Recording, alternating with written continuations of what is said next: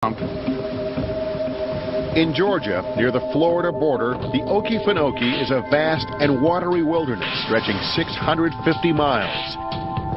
As a wildlife refuge, it's home to many endangered species, and like any good swamp, alligators.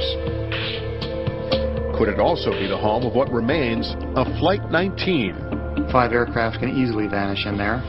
To further support his theory, Quasar points to another radar report from that night. Air Transport Command reports 5 unidentified aircraft at 8:50 p.m., 32 miles from Brunswick, Georgia. At the time, speculation that these are the 5 missing Avengers is met with deep skepticism, because it was estimated that their fuel would only last until 8 p.m. at the latest. But Quasar says the fuel estimates were grossly underestimated, since the planes weren't weighted down with bombs, and because the pilots were not flying near top speeds. Could they have made it all the way to the Georgia swamp, several hundred miles past the search area? There's no doubt about it. They had enough fuel with the direction they were heading west to hit Florida and go beyond, actually. The Okefenokee, with its vast and treacherous terrain, is almost impossible to explore in any great depth. But we will attempt to outwit one of Mother Nature's most impenetrable fortresses. We commissioned Digital Globe to acquire QuickBird satellite images of a 262 square mile section of the swamp. We then sent the data to NASA's Marshall Space Flight Center in Huntsville, Alabama. Using a technique known as image processing, NASA hopes to use subtle color variations in the overgrown swamp foliage, invisible to the naked eye, to find the airplanes. The healthiest, most vigorous growth looks bright red. Plants under stress, perhaps caused by a rusty fuselage or slowly leaking fluids lying below, look a dull brown or pale pink. They're not going to see a perfect silhouette of an aircraft under any circumstance. The tannic acid in the water would have corroded most everything. The engine stock will be there, parts of the fuselage. NASA divides the image data into 300 frames, repeatedly scanning back and forth through the minute pixels for more than 24 eye-straining man-hours. If they end up in the swamp, there's going to be a big fallout, because here's 5 aircraft in a government-controlled swamp, and the Navy never knew it. Could one of the biggest mysteries surrounding the Bermuda Triangle finally be solved?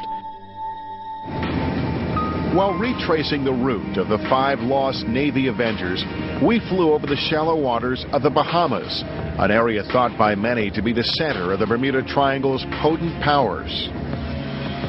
Some believe Atlantis, a prehistoric continent powered by mythical forces, is buried beneath these sands and is the cause of the triangle's strange and deadly phenomenon.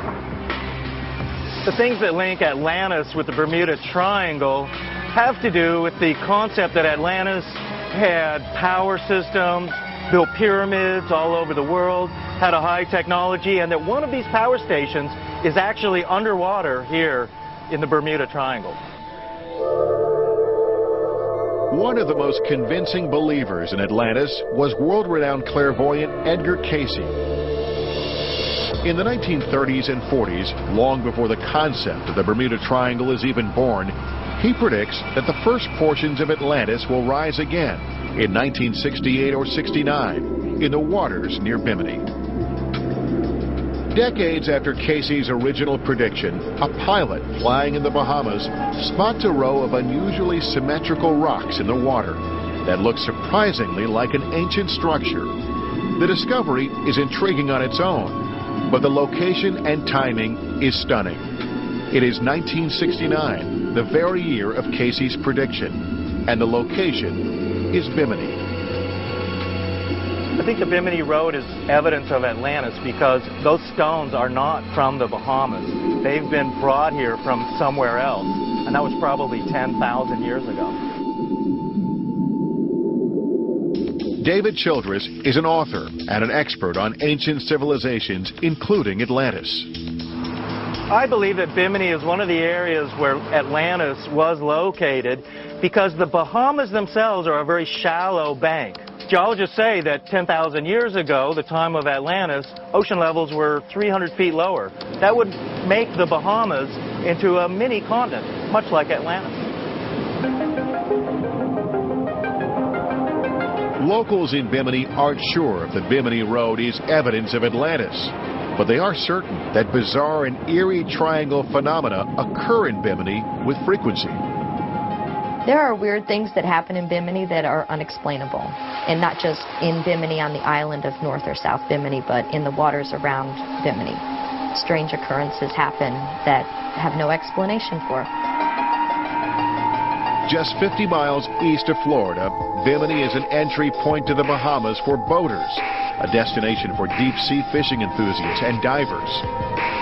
Krista Brown spends her days taking tourists out on the water here. Once I was north of Bimini on a dolphin trip, and the compass just started spinning in circles. And we found the dolphins, the people got in the water, had a great interaction, a swim with them, and the dolphins started to move away. Everybody got back in the boat, started to follow the dolphins, and the compass worked exactly right. I have no idea why it happened or what, but it was about 10 minutes of just the compass was spinning. I was very freaked out. Magnetic deviations seem to be reported more frequently here than elsewhere in the triangle. Compasses spin or are totally inaccurate. It may not be a coincidence that one of the checkpoints for Flight 19 is just north of the island at Hens and Chickens Shoals, where the crew does a bombing exercise before becoming lost. Could the phantoms of an ancient civilization, one powered by magical crystals and energy, have a hand in the triangle's mysteries? No, I want to go back there. I decide to travel to the Bimini Road with David Childress to investigate. We charter a dive boat to take us on this unprecedented excursion and head out to the underwater site to have a look. Explain to me, though, what Atlantis has to do with the whole phenomenon known as the Bermuda Triangle. One of the concepts with Atlantis is that this civilization that's from over 10,000 years ago not only built roads and bridges and port cities, but they also built these giant pyramid power stations. These things, in theory, are underwater now, and they occasionally become active. When these giant Atlantean power stations become active, they create some of the Bermuda Triangle phenomenon. There's a dimensional shift. There's magnetic anomalies. Your compass is going to start spinning and go crazy. Your radio suddenly won't work correctly. Even as you look out around you, the ocean and everything looks different. 15 feet below us is the famous Bimini Road, the row of rectangular large stones, and the question that's always asked, are they man-made? Could they be linked to the lost city of Atlantis? We're about to go down and find out. All right, I'm good to go. We're good to go? What do you think? We'll just jump off the back and we'll be doing it? Yeah. David and I snorkel over the stones, looking for signs the road is man-made. Geologists claim the stones are just beach rock, sand that has hardened over hundreds of years. But their placement is oddly symmetrical. While these rocks have been tested by geologists, lab results have been inconclusive. All old stones are natural, so testing their age doesn't prove anything one way or another.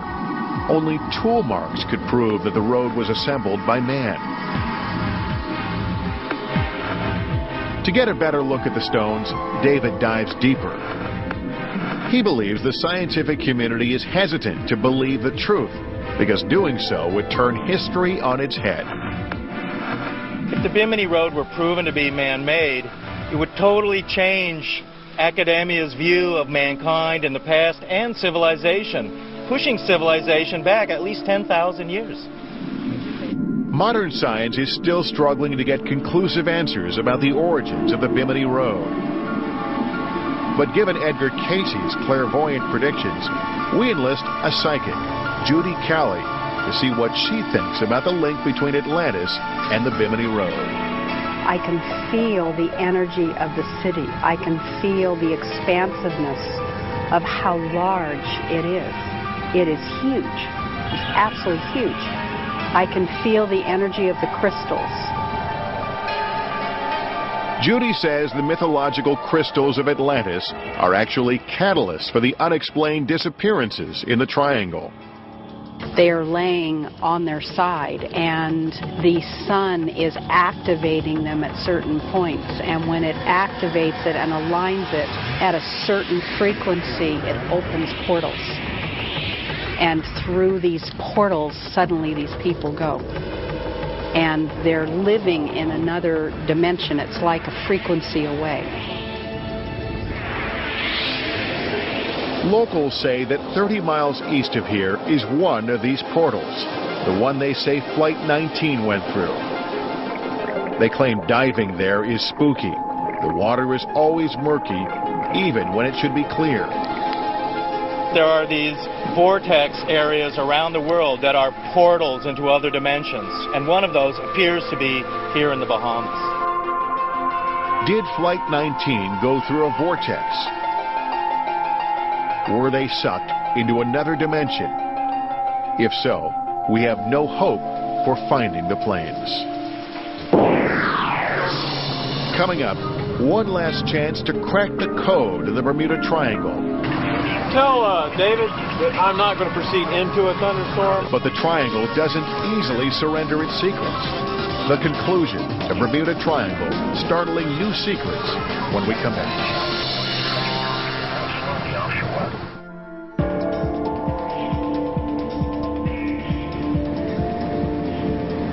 Whatever happened to those Avengers out over these waters 60 years ago does not happen to us. Unlike the pilots who disappeared in December 1945, 2.5 hours after takeoff, pilot Rick Siegfried sees the Florida coast coming into view. We may be close to landing, but we're no closer to answering the nagging questions of what happened in the air that night in 1945.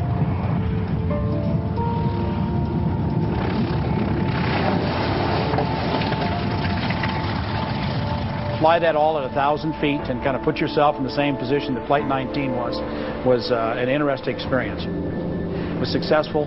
You know, we made the last leg, which unfortunately they never had an opportunity to do that. And what about the theory that Flight 19 crash-landed in Georgia's Okefenokee Swamp?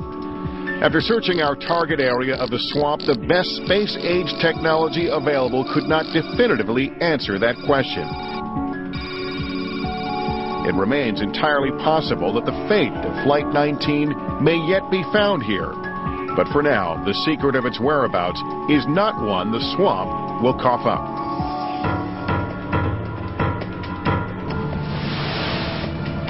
Ultimately, violent weather forces our elite team of scientists to abandon their search for the missing mariner. We don't know how long this cell is going to be here, or whether it's going to be multiple cells coming through. After 6 days on the water, searching 5 square miles of ocean around the last reported coordinates of the Martin Mariner, we found nothing definitive. The fate of the Mariner is now an even bigger mystery. Yet another secret the Triangle refuses to give up. Storms will be quite strong with the potential for frequent to excessive lightning. Wind gusts to 60 miles an hour. 0.5 to handle an isolated tornado.